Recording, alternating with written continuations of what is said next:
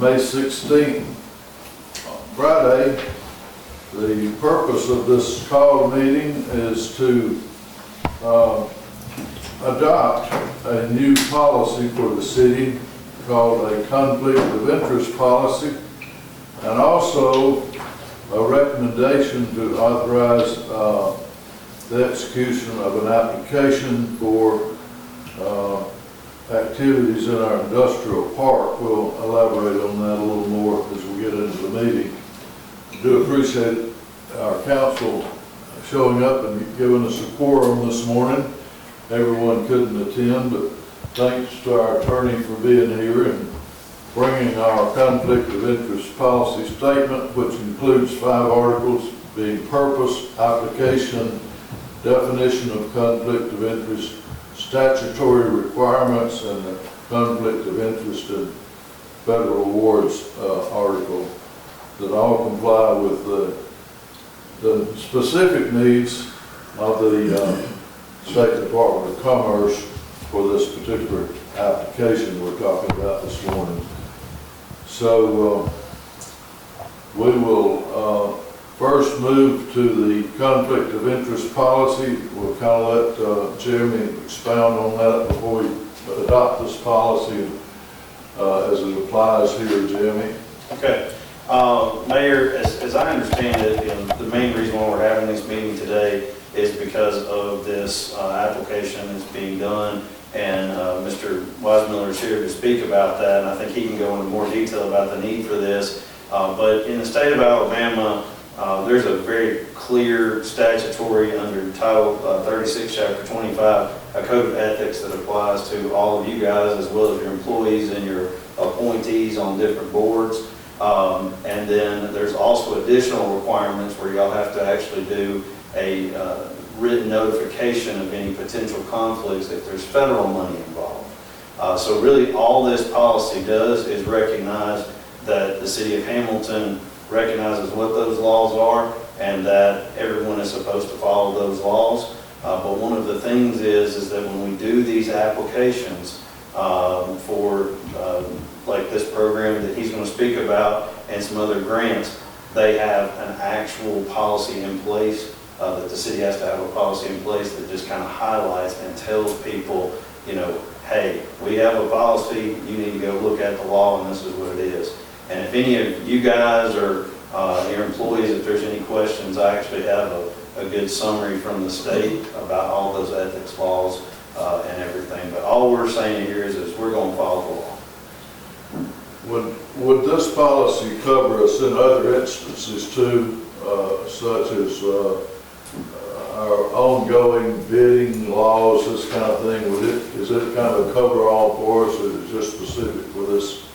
No, Chapter 25 covers everything, all the way from the stuff dealing with anything about political office, all of that stuff. It's the full code of ethics that applies to everything. Okay, thank you. You're welcome. Any further questions, council? Thank you, Jerry.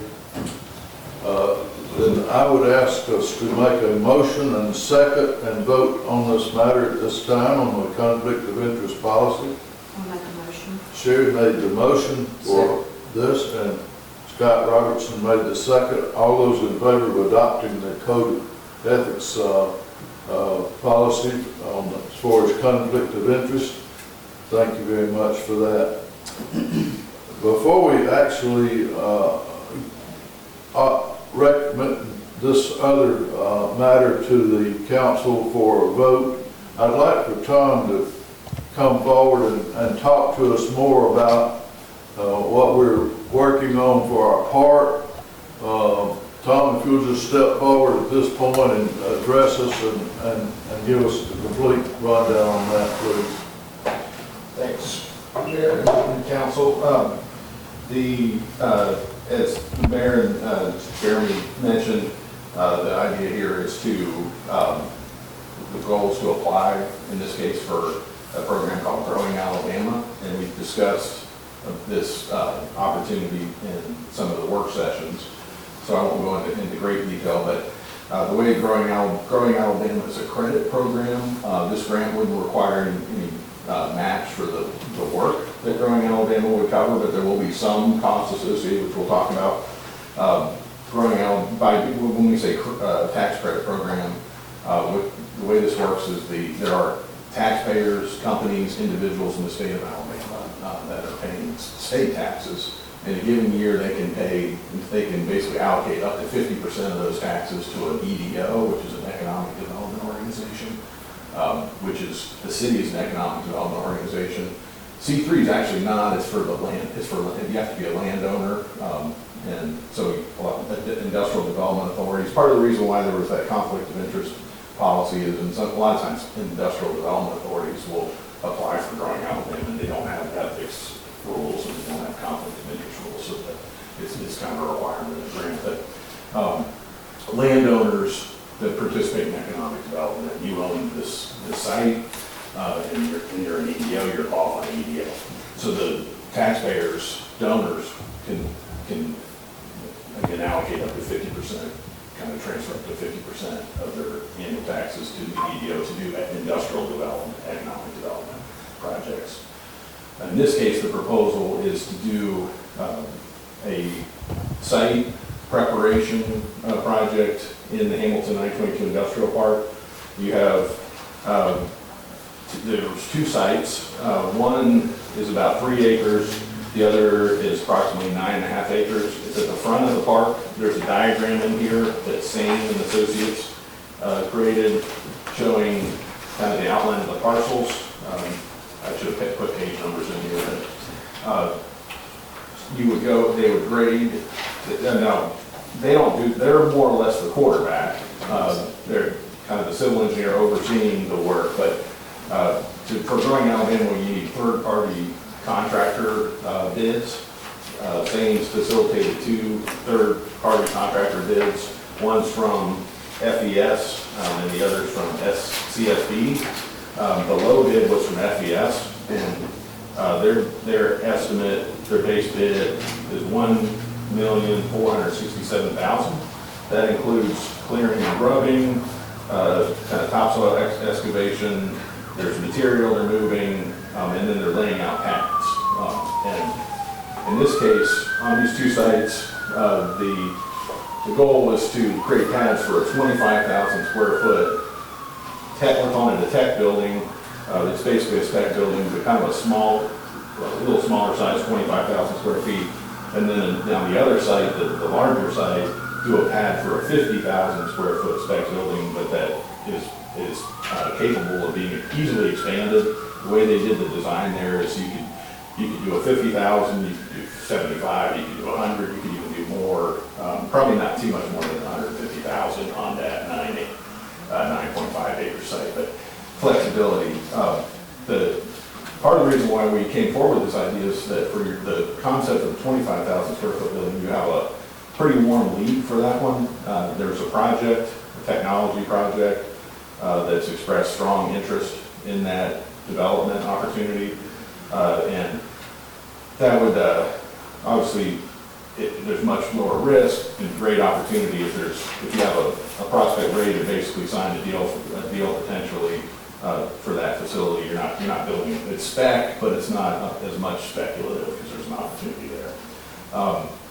So this project with the Growing Alabama project will get those sites ready, create those pads, and that's phase 1, also part of phase 1. So as I was saying, there's no match involved. The 1.467 million does not require a match, but there are some costs. They're fairly modest given that number that would be available. I think I tentatively put a number in the application, but I think what we're looking at is about $69,000. This is the same for permitting, civil engineering, and geotechnical material testing.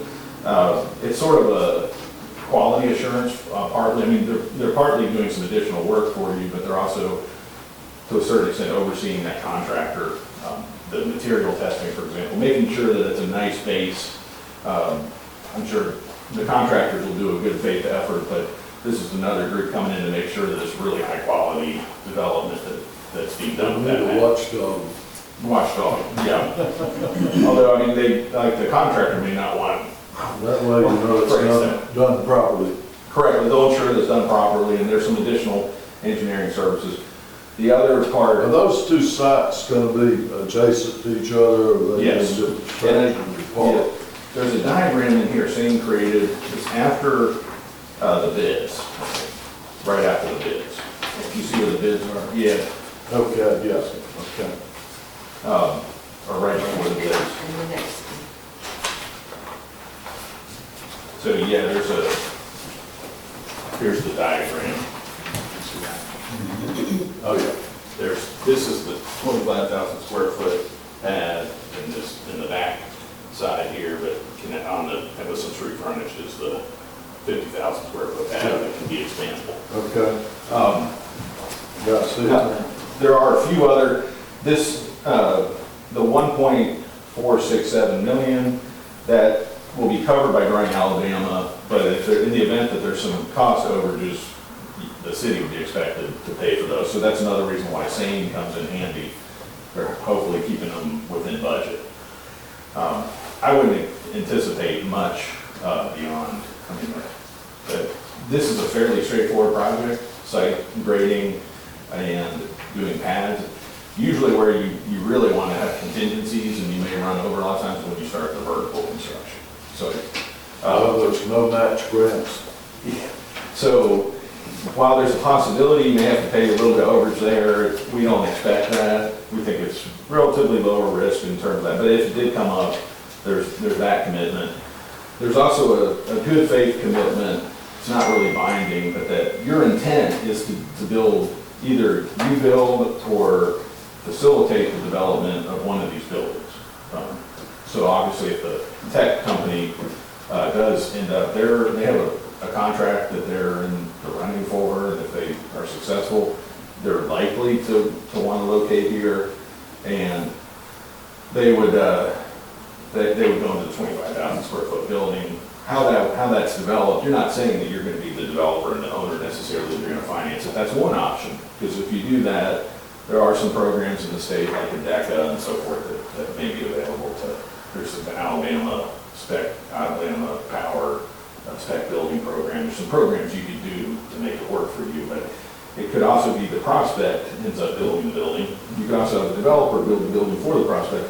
You're not saying that you're necessarily going to build the building, but you're making a good faith effort to see at least one of these buildings get developed through an incentive process that you may sort of incentivize the land price and that kind of thing to try to make it happen.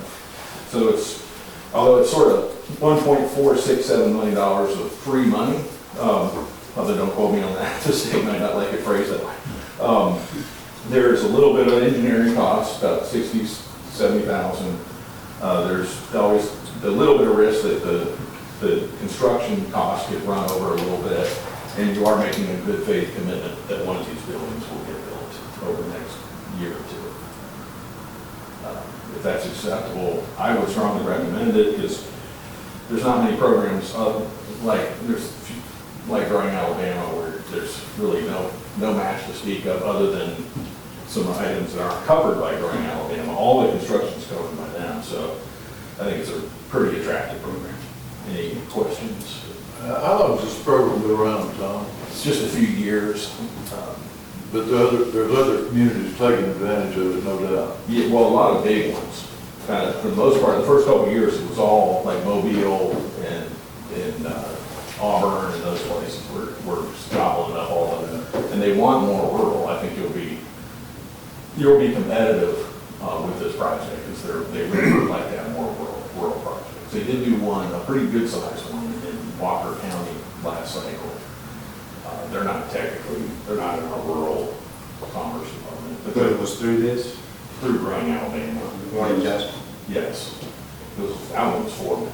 So you're asking for a reasonable amount in a rural area. Well, it saves a lot of money. The city having to do it all out of pocket. Oh, That's the only way we can probably afford to do it. I think it's a real good tool to work with to make some things happen in the park that haven't happened. Money usually is the issue when you're trying to move forward with something. If we could get 2 sites ready to go through this effort, it seems like it's a worthy project. As we talked about, we'll be marketing them as soon as, like, let's say, you get the grant. If you apply, you get the grant, there's this diagram here. We'll probably be doing some renderings of what these buildings will look. We'll be marketing basically virtual buildings before they're built, because even though they're not built yet, by virtue of you doing the site prep and you having a building design and you're moving along, you've cut 3-4 months out of the development process. So there's going to be people that are now interested, because a lot of them have unrealistic expectations of how fast they're going to move into a building. Well, you might be able to meet those unrealistic expectations now. We have to get ready to put the buildings on the site, then we negotiate a deal with the people who are Yeah. going to occupy the building for how they'll pay for it, that kind of thing.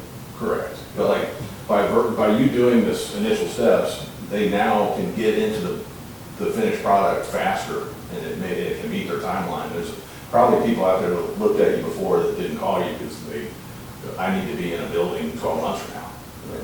There's no way that's going to happen there, so I'm going to go look where I can be in a building in 12 months. Site prep is a lot bigger issue than a lot of people realize. Yes. Getting that topsoil moved and get a good base down where it's solid and ready to use. It's quite a chore. I'd be willing to make a motion, Mayor, to allow you to proceed with this. If you want a motion on it now. That was the second part of our meeting today, is to recommend authorize myself to execute an application with the Growing Alabama Credit Program that promotes industrial sites and readiness and preparation. This is particularly for our I-22 industrial park, one side of 25,000 preparation with the pad, and the other one 50,000 with expectations to go larger if needed. So that's kind of the recommendation. Do we have a motion here? We've got a motion. Need a second? Got a second. Those in favor of this? Thank you very much. John, we thank you for introducing us to the program. And of course, we found out we needed this policy, first of all, and then we certainly would love to have this money to work with that's available through the grant program. The only other thing I need is the signature page of the application form, Yeah. and you sign. We'll execute that in Angela's office and get the signature notarized and all the seal put on it. Great, thanks. Good job. Jeremy, do you have any other suggestions on this that we've done this morning? You feel like we've covered our bases? I think so, and like I said, this is not it's really not a new policy, it's just highlighting what the law is and that we'll follow it. I mean, obviously, anything with conflict of interest, there's strict rules about that with any, particularly elected officials, but even like industrial board members. And that's kind of that's really the more the concern here, is that you're going to have industrial board members that will possibly have personal interest in what comes into the industrial park. And I think that's what this is about, is not so much, as much you guys as it is your appointees on these boards and everything.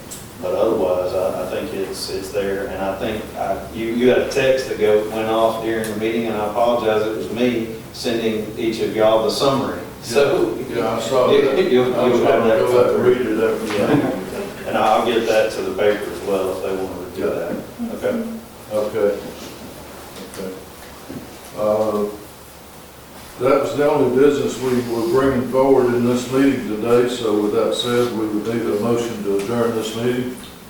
Motion. Got a motion from Scott Robertson, need a second? Second. Second from Wade. Those in favor of adjournment? Thank you. Appreciate the press and the media.